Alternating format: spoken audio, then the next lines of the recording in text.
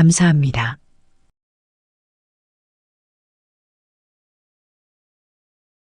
여러분, 올해 생신 선물로 자식들에게 무얼 받으셨나요? 아니면 아직 받지 않으셨나요? 얼마 전 제가 5월 가정의 달을 맞아 어르신들께 점심 식사를 대접하는 봉사에 참여하고 왔습니다. 이날 어르신들께 어버이날은 이제 몇 시간 지나면 끝이 나니 생신날 선물로 뭘 받고 싶으시냐고 여쭤봤습니다. 생일이 지나서 이미 받으셨다는 분도 계시고 아직 생일이 되지 않은 분들도 계셨는데 공통되게 하시는 말씀이 뭐니 해도 돈이 최고라고 하시더라고요. 그래서 저도 제 아들이 얼른 커서 저에게 꽃다발 말고 돈다발 줬으면 좋겠다고 농담을 하니 어르신들이 재밌다고 깔깔거리며 웃으셨습니다. 그러다 저쪽에서 한 어르신이 나는 아들 얼굴 보고 싶어라고 말씀하시더라고요. 돈도 좋은데 요즘 자식들이 바빠서 얼굴 본 지가 오래됐다고 하셨습니다. 또 어떤 어르신께선 힘들게 번 돈으로 내 선물 안 사줘도 좋으니 딸 목소리 자주 들었으면 좋겠다 하신 분도 계셨고요. 그러자 여기저기서 맞다고 하시며 나는 못 본 지 한 달이나 됐어. 나는 설날 이후로 못 봤어. 우리 애들은 전화도 잘 안 해 하셨습니다. 그래서 제가 그럼 먼저 전화해서 어떻게 사는지도 물어보고 얼굴 보고 싶다고 말씀해 보라고 했더니 그렇다고 바쁘게 사는 자식들 귀찮게 전화해서 뭐 하냐고 물어보기도 미안하고 보고 싶다 말하기도 미안하다고 하시며 씁쓸한 표정을 지으셨습니다. 이렇게 제 인생 살 만큼 다 큰 자식들이지만 부모님들에겐 여전히 항상 보고 싶고 눈에 넣어도 안 아픈 소중한 자식들입니다. 이처럼 부모님들께서 많은 걸 바라시지 않습니다. 대단한 선물을 바라기보다 그저 자식들 얼굴, 자식들 목소리 한 번 더 듣고 싶은 게 소원이시죠. 여기 생신날마다 자식들과 실랑이를 벌이는 75세 정씨 할머니의 이야기를 들려드리겠습니다. 정씨 할머니는 6.25 전쟁 휴전 후 부산에서 7남매 6째로 태어났습니다. 할머니가 태어났을 당시부터 60년대 말까지는 굶어 죽는 사람들이 많던 시절이었습니다. 힘들고 어려운 시절에 나고 자랐지만 그 시절엔 모두가 다 어렵게 살았기에 힘든 줄도 몰랐다고 합니다. 다행히 할머니의 집은 배고를 정도는 아니었지만 그렇다고 넉넉한 집도 아니었습니다. 할머니는 막내 여동생과 밖에서 놀다가 길에 떨어진 건빵 하나라도 발견하면 그렇게 기쁠 수 없었다고 하는데요. 그걸 주워서 막내 여동생과 반씩 나눠 먹으며 행복해했다고 합니다. 그렇게 힘들었지만 행복하게 자란 정씨는 18살이 되던 무렵 길 건너 포목상 아주머니의 중매로 그 당시 소 10마리 키우는 부잣집으로 시집을 갔습니다. 동네에선 부잣집에 시집 간다고 다들 할머니를 부러워했습니다. 하지만 할머니는 마냥 기쁘지 않았습니다. 파주는 살면서 한 번도 가보지 않았고 부산과 아주 멀리 떨어져 있다는 말을 들었을 때는 가족들과 떨어져야 된다는 생각에 겁이 났습니다. 하지만 자신이 결혼을 해서 입을 하나라도 덜면 아버지와 큰오빠의 부담을 덜어줄 수 있었고 그리고 부잣집이라고 하니 지금보다는 편하게 살 수 있지 않을까 하며 내심 기대도 했습니다. 그러나 할머니는 앞으로 자신에게 얼마나 큰 고난과 비극이 닥쳐올지 몰랐습니다. 막상 시집을 와보니 부잣집이라고 별 다를 게 없었고 밥만 안 굶는다 뿐이지 살기는 더 힘들었습니다. 남편은 3대 독자 장남, 홀 시어머니의 아래로 시집 안 간 시누이가 셋이나 있었죠. 애를 포대기에 업은 채 새벽부터 일어나 소 여물을 삶고 아침상 준비하고 빨래에 집안일에 하루 종일 앉을 틈 없이 일을 했습니다. 낮에는 떼약볕 아래 그 넓은 조밭을 혼자 김매고 소밥은 챙겨줘도 정작 자기 밥은 제대로 먹지 못할 때도 많았습니다. 부엌 아궁이 옆에서 잠깐이라도 앉아 쉬려고 하면 시어머니와 시누이들이 어떻게 알고 찾아오는지 불호령이 떨어져 제대로 쉬지도 못하였죠. 정 씨가 정작 쉴 수 있는 시간은 아이가 울어 젖을 줄 때뿐이었습니다. 그렇게 툇마루에 걸터 앉아 젖을 물린 모습이 마치 산송장이 따로 없었습니다. 다음 날 평소대로 부엌에서 새벽에 소 여물을 삶던 할머니는 결국 피를 쏟고 쓰러졌습니다. 그 당시에도 병원은 있었지만 며느리를 파리 목숨보다 못한 취급을 하던 시대였기에 시어머니와 시누이들은 별것도 아닌 걸로 병원까지 가냐며 구박을 하였습니다. 그래서 남편이 지어온 한약을 먹으며 피가 먹기를 기다릴 수밖에 없었습니다. 사흘을 내리 하혈을 하다 간신히 멎어서 누워있는데도 누구 하나 괜찮냐는 말을 해주지 않았습니다. 아이고 파리야, 다 늙어서 내가 무슨 고생이야. 소 염을 삶아주다 내가 먼저 죽게 생겼네. 이래서 집안에 며느리가 잘 들어와야 하는 건데. 말년에 며느리 덕 좀 보려고 했더니 며느리가 내 덕에 팔자 좋게 누워있네. 야, 너 진짜 아픈 거 맞아? 엄마가 다 늙어서 너한테 죽 끓여 바치는 게 말이 되니? 그러게 말이야. 집안에 이렇게 피 쏟는 사람이 들어오면 안 되는데 어디서 저런 게 들어와서 집안을 말아먹으려고 해. 엄마, 이러다 얘가 우리 오빠 앞날 막는 거 아니야?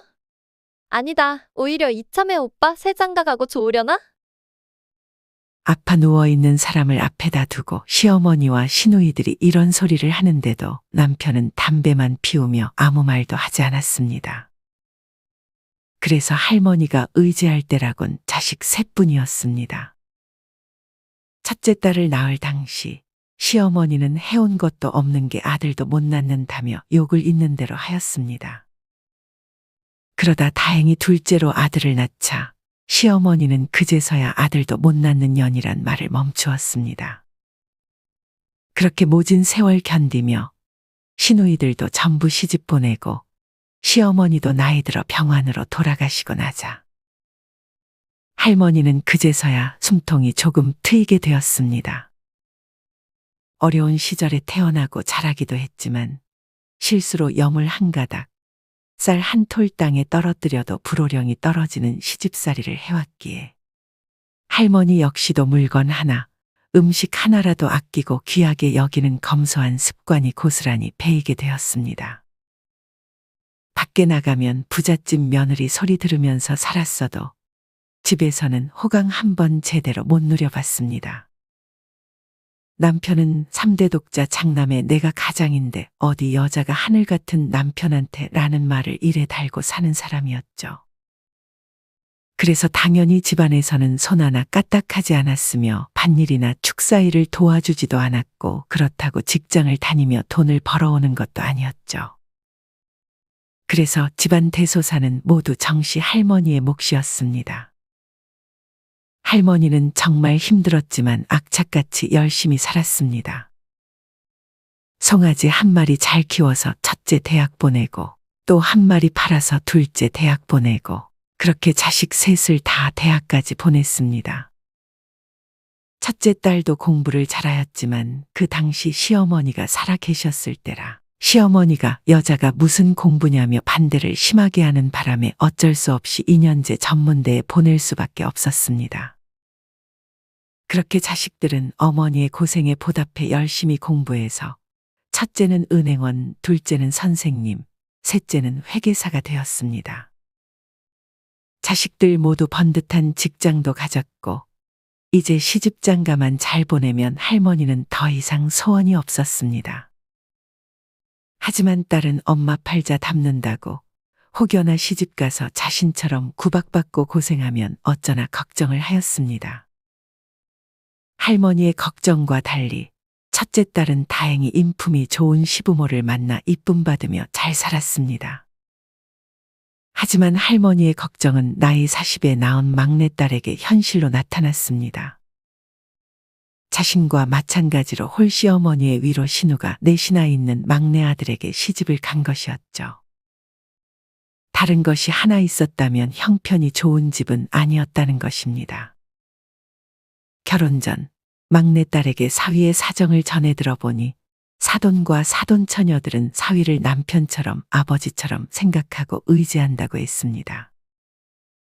그래서 사위는 결혼 전부터 돈을 버는 족족 사돈과 사돈 처녀들에게 돈을 뺏기다시피 갖다 주기 바빴습니다. 그래서 모아둔 돈은 당연히 없었고 마이너스 통장에 빚까지 있었죠. 이 사실을 알고 난 정씨 할머니는 결혼을 심하게 반대했었지만 몇 번 만나보니 사위가 참 예의도 바르고 딸을 정말로 사랑하는 게 보여 마음의 문이 열리게 됐습니다. 그리고 둘이 좋다고 하니 요즘 세상에 맞벌이 하면서 잘 살면 되지 않은 생각이 들었고 사돈도 아들이 결혼하고 나면 아들에게 의지하는 마음이 덜해지지 않을까 하는 생각에 결혼을 허락하게 되었습니다. 그렇게 정씨 할머니는 사위를 만날 때마다 없는 집에서 시집간 자신의 모습이 떠올라 돈 없는 게 무슨 죄겠냐며 사위를 자식처럼 보듬고 챙겼습니다. 그렇게 정씨는 막내딸에게 전세 대출금 반을 보태주고 혼수도 싹 마련해 주었습니다. 하지만 사돈과 사돈 처녀들은 딸에게 자기 아들이랑 결혼해줘서 고맙다고 절을 해도 모자를 파내 심통을 부리고 마음에 들어하지 않았습니다. 딸도 그걸 느꼈지만 사위와 둘이 잘 살면 된다 생각했고 또 살면서 잘해드리면 시어머니의 마음도 돌아설 것이라 생각했습니다. 그렇게 막내딸도 잘 사는 줄만 알았습니다. 얼마 전 막내딸이 집에 놀러 온다고 해서 딸이 좋아하는 반찬들 잔뜩 해놓고 집으로 돌아갈 때도 싸주려고 김치도 새로 담가 놓았죠. 그런데 갈치조림이라면 환장하는 딸이 그날은 제대로 먹지도 못하고 밥을 먹는 둥 마는 둥 밥알만 새고 있었습니다. 다른 날 같았으면 벌써 다 먹고 밥 한 공기 더 달라고 했을 앤데 한숨만 푹푹 쉬어댔습니다. 왜 안 먹고 그렇게 한숨을 쉬고 있어? 어제 김서방이랑 싸웠니? 아니, 그게 아니라 사실은 어제 그러면서 눈물을 뚝뚝 흘리며 핸드폰을 꺼냈습니다. 밤 12시가 넘어 새벽에 시어머니에게서 전화가 왔는데 평소에도 말을 함부로 했었지만 오늘은 유독 왠지 모르게 쎄한 느낌이 들어 딸이 녹음 버튼을 누르고 통화를 했다고 합니다. 너 내가 항상 말하지만 아무리 우리 집에서 해준 게 없고 네가 해온 게 많다고 해서 시댁 식구 우습게 보고 행동하면 안 된다 알겠니? 우리 경수 내가 혼자서 얼마나 힘들게 키웠는데 원래 아들 가진 쪽에 맞추며 사는 거다. 나도 그랬어. 남편 잘 챙기고 시댁 잘 챙기고 네 할도리는 해야지 안 그럼 너희 친정부모님 얼굴에 먹칠하는 거야. 딸 가진 죄인이란 말 괜히 있겠니? 여자는 결혼하는 순간 친정부모보다 시부모를 우선으로 생각하고 챙기며 효도하는 거야. 그러니 너도 우리를 친정부모라 생각하고 효도해. 그리고 나중에 애 낳아도 애 핑계로 집에 들어앉을 생각하지 말고 같이 맞벌이 하면서 살아야 한다. 여자는 그런 거야. 그러니 싫은 소리 들어도 참고 인내하면서 네 알겠습니다 하고. 원래 좋은 약은 입에 쓴 거 아니겠니? 너도 아들 낳아서 나중에 며느리 보고 대접받아라. 그럼 내 마음 알거다. 딸이 뭐라고 대꾸할 새도 없이 어머니가 자기 할 말만 내뱉고 끊어버렸다면서 울면서 이야기하는데 정씨 할머니는 순간 50년 전 자신을 종 취급했던 시어머니와 시누이들이 생각났습니다. 내가 상견례 때 보고 대충 짐작은 했지만 그래도 김서방 사람 하나 좋은 거 보고 결혼시켰는데 어떻게 너한테 이럴 수가 있니? 다음 달에 어머님 생신기념으로 어머님이랑 형님들 제주도 여행 보내드리기로 했거든. 근데 어머님이 갑자기 유럽 여행으로 바꾸면 안 되겠냐고 하시는 거야. 형님들이 유럽으로 패키지 여행 가고 싶다 했다고. 그래서 내가 어머님 저희가 맞벌이를 하고는 있지만 저희도 돈 들어갈 때가 많아서 지금 당장 유럽 여행은 사정상 힘들 것 같아요. 다음번에 보내드릴게요 라고 했는데 표정이 싹 바뀌시면서 아무 말씀도 없이 획 돌아서 가버리시더니 이렇게 전화가 오신 거야. 그리고 얼마 전에는 멀쩡한 김치냉장고를 두고 요즘 새로 나온 스탠드형 김치냉장고를 사달라고 하시는 거야. 자기 친구도 이번에 며느리가 바꿔줬다고 하시면서 말이야. 근데 어머님은 김장 힘들다고 김치도 사서 드셔. 얼마 전에도 개털 날린다고 로봇 청소기 사달라 하셔서 하나 사드렸는데 사드린 지 얼마나 됐다고 또 요구하시니까 나도 화가 나는 거 있지. 그래서 저희 엄마도 허리 안 좋으셔서 허리 숙여서 김치통 꺼내기 힘드시댔는데 어머님 사드릴 때 하나 더 사서 저희 엄마도 보내드려야겠다 하니까 며칠 뒤에 전화 오셔서 안 사줘도 된다고 엄청 퉁명스럽게 말씀하시는 거야. 명절이고 생신이고 친구분들이랑 여행 가실 때도 때마다 용돈도 두둑히 드리는데 이걸 누구 코에 붙여하고 마음에 안 들어 하셔. 심지어 아버님이랑 오래전에 이혼하셔놓고 그 결혼기념일까지 용돈 달라고 눈치를 주신다니까. 할머니는 사돈의 행동이 하도 기가 차고 어이가 없어서 말이 안 나왔습니다. 어떻게 자식들이 힘들게 고생해서 번 돈을 그렇게 물쓰듯 쓸 수가 있는 건지. 아마도 자기 돈이 아니라서 더 쉽게 생각하고 썼던 것 같습니다. 막말로 있는 집에서 저러면 이해라도 할 텐데 쥐뿔도 없는 집구석에서 저런 말을 하니 참 기가 막혔습니다.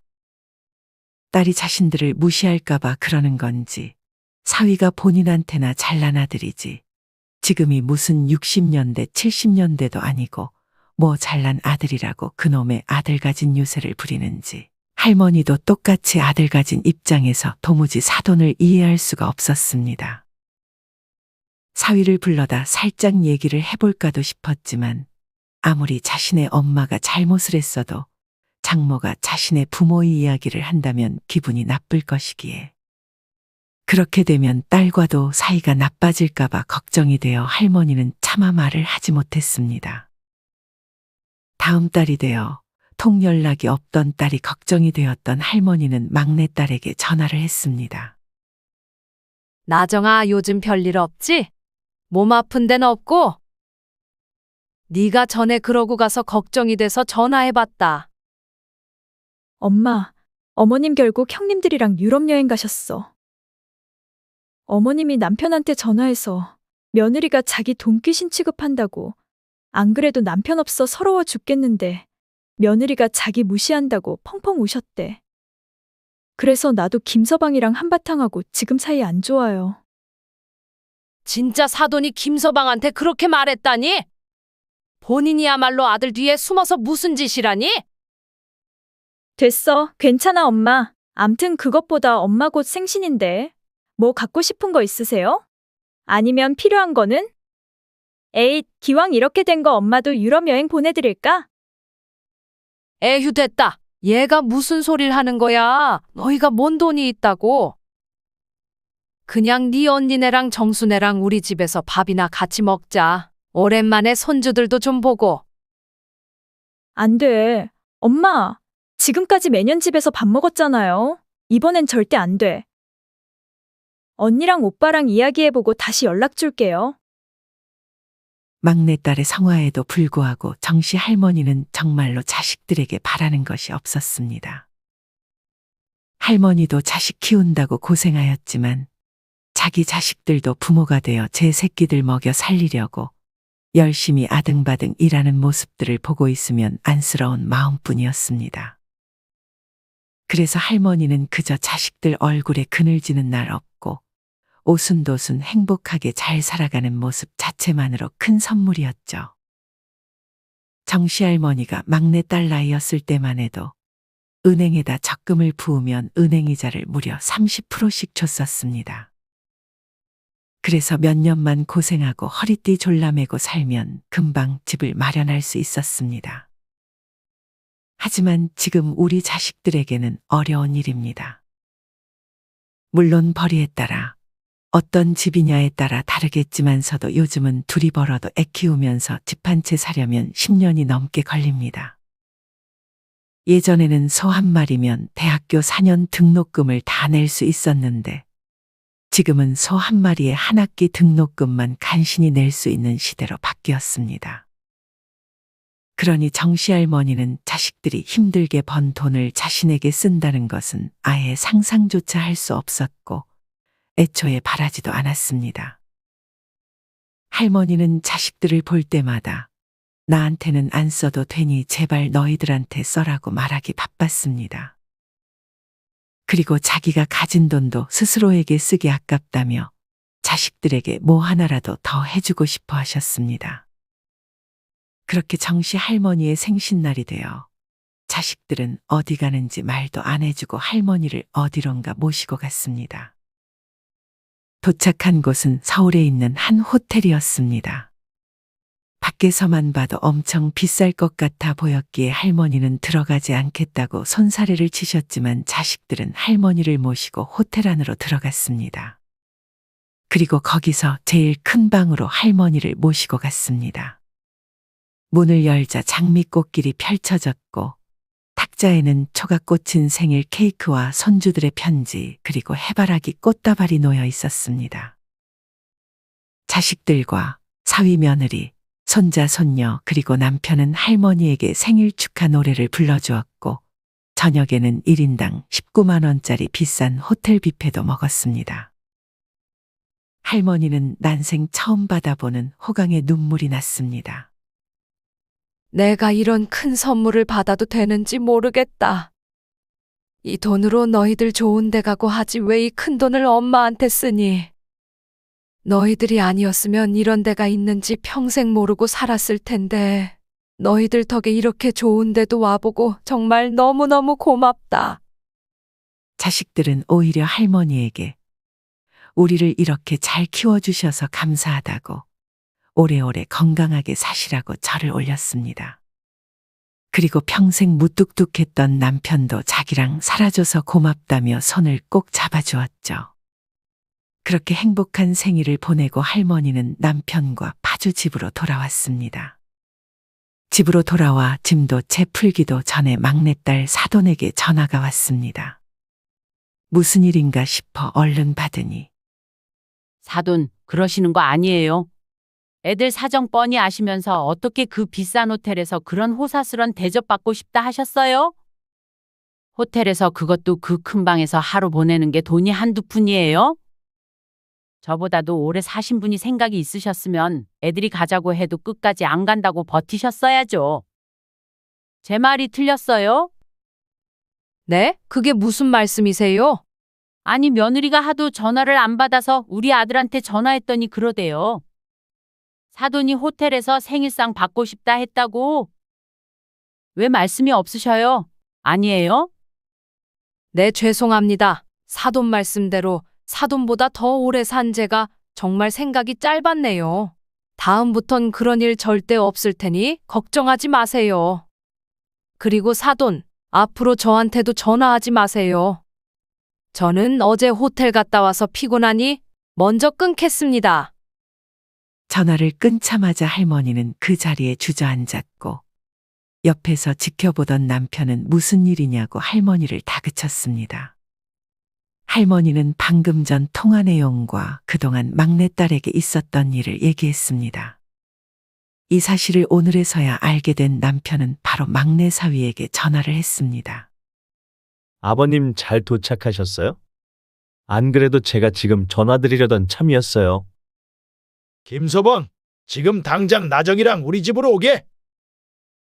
당신 정말 어머님한테 그렇게 얘기했어?